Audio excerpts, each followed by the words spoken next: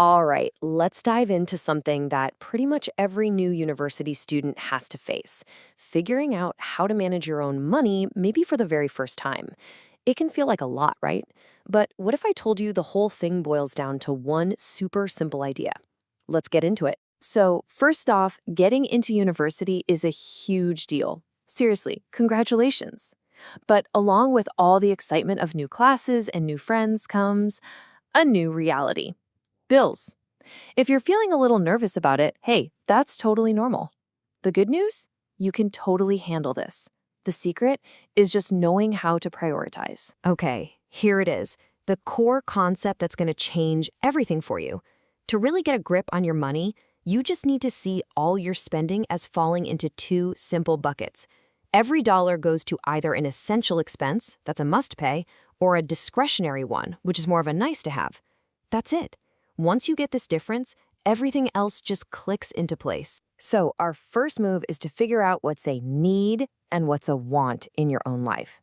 This is all about taking an honest look at where your money is actually going so you can start making smart choices about it, on purpose, instead of by accident. Let's start with the essentials. These are your non-negotiables. We're talking about the things you absolutely can't skip, like tuition for your classes, a roof over your head, food in the fridge, a way to get to campus, and healthcare.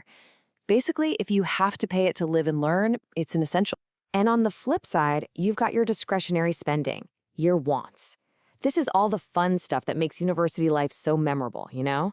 Going to concerts, taking a weekend trip, buying new clothes, or stuff for your hobbies. These things are definitely important for a balanced life, but they always come second after your essentials are covered. Okay, so you've separated your spending into two lists: needs and wants. Now what? Now we use a simple but really powerful rule to decide where your money goes each month. It's all about putting first things first. This rule is incredibly easy and it really works. Step one, you always cover your essentials first. Rent, tuition, groceries, get those paid before anything else. Step two, whatever you have left over, that's your playbook for fun. And step three, this is kind of the pro-level move.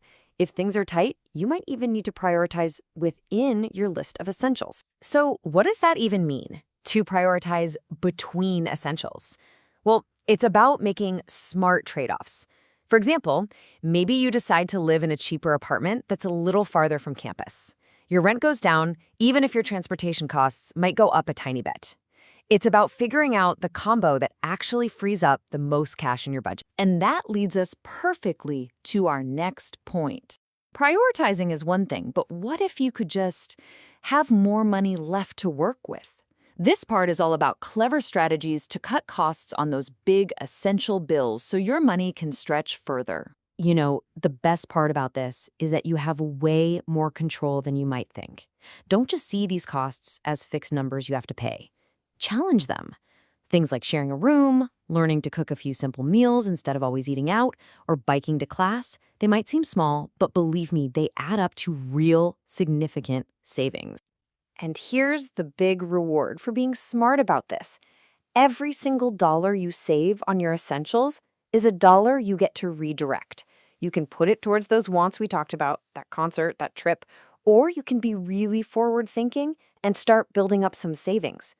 You're basically giving yourself more choices and more freedom. Now we have to talk about one of the biggest financial traps for students. It is so easy to fall into, and it can follow you around for a long time. Of course, I'm talking about credit card debt. The real danger with credit cards is right here in this quote. That debt can spiral out of control so fast, it feels like free money when you swipe the card, but it's not. That small purchase can balloon into a huge weight that's really hard to get rid of. So, what are the rules to stay safe? They're actually pretty simple.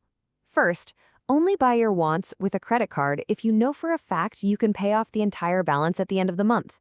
Second, and this is a big one, do everything you can to avoid putting essentials like tuition or rent on a credit card. That is a danger zone. And finally, just always pay off your balance in full to avoid those killer interest charges. But what happens if you're doing everything right and you still can't cover your essential bills? What if you're stuck choosing between rent and food?